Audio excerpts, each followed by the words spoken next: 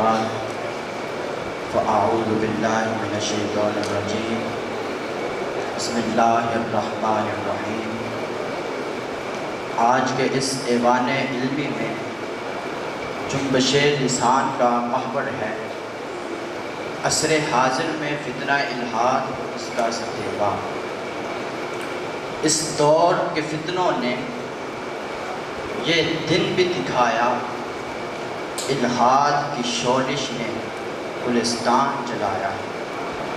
ارباب فکر و دانش متمکن ہائے مسند عدالت، دور پرفتن کا آغاز آج سے نہیں ہوا۔ الحاد کی ریشہ دوانیاں آج سے جاری نہیں ہوئی۔ تباہی کے یہ دھارے آج بہنے نہیں لگے۔ ظلم و ستم کی آندھیاں کوئی آج نہیں چلی۔ کفر و الحاد کی فتنہ انگیزیاں کا سورج کوئی آج طلوع نہیں ہوا۔ اسلام پر خزاؤں کے بے دریغ حملے اب جاری نہیں ہوئے، بلکہ ستیزہ کار رہا ہے ازل سے تا امروز چراغ مصطفی سے شرار بولہبی۔ ارباب علم و حکمت، اگر آج ہم اپنے اس دور کا موازنہ سابقہ ادوار سے کریں تو فرق بہت بڑا ہے۔ پہلے الحاد کا فتنہ سلیبیوں کی شکل میں آیا تو اس کا تدارک کرنے کے لیے صلاح الدین ایوبی آگے۔ اگر الحاد کا فتنہ دہریوں کی شکل میں آیا تو اس کا جواب دینے کے لیے مالک بن دینار آگے۔ اگر الحاد کا فتنہ معتزلہ کی صورت میں آیا تو اس کا جواب دینے کے لیے فخر الدین رازی آگے۔ اگر الحاد کا فتنہ اندرونی سازشوں کے ذریعے آیا تو اس کا جواب دینے کے لیے سچے مومنین نے اپنی جان کی بازی لگا دی، مگر صدر علی وقار آج الحاد ہزار طریقوں سے حملہ آور ہے۔ کہیں مسلمانوں کو تباہی کی طرف دھکیلا جا رہا ہے اور کہیں مسلمانوں میں فرقہ واریت کی آگ لگا دی گئی اور اہل اسلام پر کفر و شرک کے فتووں کی برمار ہے، تو کہیں سیاست کے نام پر ہر طرف انتشار ہے، تو کہیں بیرونی سازشوں کا انبار ہے، تو کہیں مسلمان انٹرنیٹ کی وجہ سے بے راہ ربی کا شکار ہے، کہیں اندرونی سازشوں کا گلفشار ہے، جبکہ زنگ آلود اسلامی تلوار ہے۔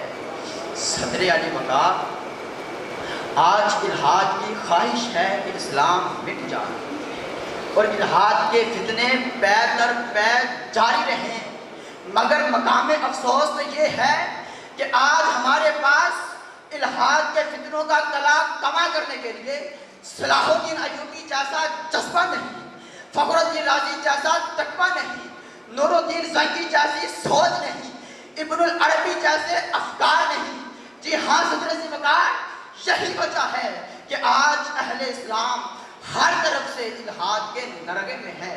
لٹریچر کے ذریعے، نیٹ کے ذریعے، فرقہ واریت کے ذریعے، قادیانیت کے ذریعے، جھوٹے دعوے داروں کے ذریعے، بکاؤ ملاؤں کے ذریعے، فحاشی و عریانی کے ذریعے اہل اسلام کو تباہی کی طرف دھکیلا جا رہا ہے، اور جبکہ ہم ہیں کہ خواب غفلت میں ڈوبے عزازیلیت کے بظاہر بستر پر استراحت پذیر ہیں۔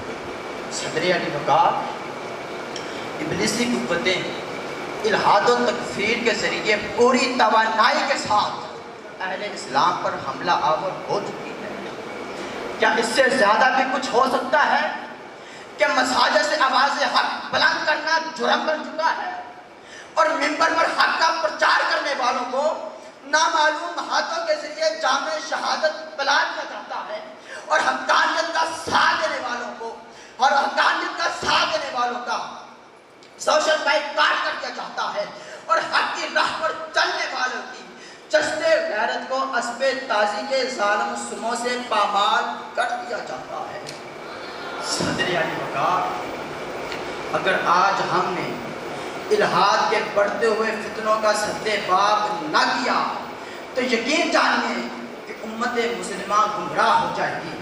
جناب والا، اگر آج ہم نظام خلافت الہیہ کا قیام چاہتے ہیں تو ہمیں رجوع المدینہ کرنا پڑے گا۔ اگر ہم چاہتے ہیں کہ الحاد کے فتنوں کا کلا کما دیا جائے تو ہمیں اپنے اسلاف کے طریقوں کو اپنانا پڑے گا۔ اگر ہم چاہتے ہیں کہ عروج اسلام کا سورج صلی اللہ تعالیٰ علیہ وسلم کے قدموں پر سر تسلیم جھکانا پڑے گا۔ اگر ہم چاہتے ہیں کہ الکفر ملت واحدہ کی بربادی کے آثار منصہ شہود پر وقوع پذیر دیکھیں تو ہمیں حسینی کردار اپنانا پڑے گا۔ اگر ہم چاہتے ہیں کہ اسلامی ہمجد و غیرت جا کر ہمیں اپنی منزل کی طرف دواں کر دے تو ہمیں اپنی طرز زندگی کو تبدیل کرنا پڑے گا۔ صدر علی وقار اس سے پہلے کہ الحاد اپنے مضمون مقاصد میں کامیاب ہو جائے تو ہمیں عدم صحیح سے بھرپور کردار ادا کرتے ہوئے امت مسلمہ کو بچانا ہوگا۔ علی وقار آج ہمیں الف لام ہا الف اور دال کو ٹکڑوں میں تقسیم کر کے اسی کے اندھوناک گڑھوں میں دھکیلنا ہے۔ علماء حق و سچ کے کردار پر عمل پیرا ہوں، صوفیہ اعظام اپنے مریدین کے دلوں میں جذبہ خدمت اسلام پیدا کریں اور پیران اسلام اپنے مریدین کے دلوں میں روحانیت کا چراغ جلائیں تو صدر وقار یقین جانیں کہ عنقریب الحاد اپنے فتنہ انگیزیوں کے ہمراہ غرق ہو جائے گا، کیونکہ مجھ کو یہ سبق شاعر مشرق نے دیا ہے، مجھ کو یہ سبق شاعر مشرق نے دیا ہے کہ الحاد کی شورش کو تباہی مت دے۔ آپ کی سماعتوں کا بے حد شکریہ۔ السلام علیکم۔